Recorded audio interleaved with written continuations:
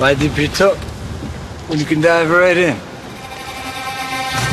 Why let things simmer when you can cook up a storm? Why live life in half measures when you can live it to the brim?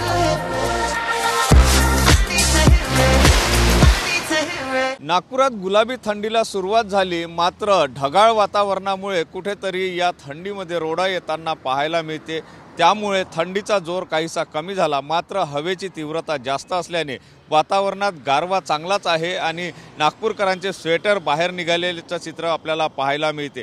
एकंदर म्हणजे आपण जर बघितलं तर वातावरण पूर्ण ढगाळ असल्याने काहीशी थंडीची तीव्रता जी आहे ती कमी होण्याची शक्यता वर्तविली जाते आहे। मात्र हवा जी वाहते आहे ती हवा थंडगार असल्याने नागपूरकर थंडीचा आनंद तर घेतात आहे, मात्र एकंदर परिस्थिती जर बघितली तर शेतीच्या मालांवर मात्र या ढगाळ वातावरणाचा विपरीत परिणाम होण्याची शक्यता आहे।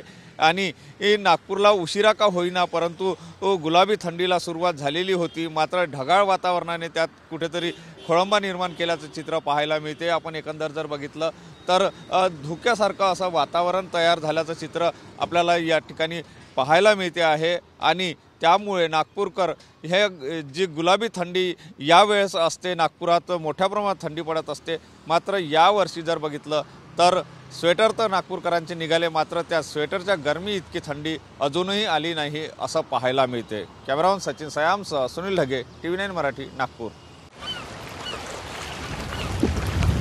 Why dip your toe when you can dive right in?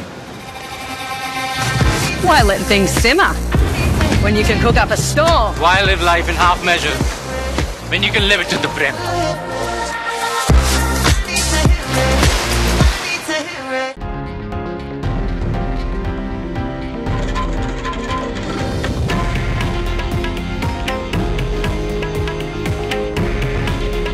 हे आहे देशातील नंबर 1 न्यूज नेटवर्क आणि आपण पाहत आहात TV9 मराठी। काळजी तुमची, हित महाराष्ट्राचं।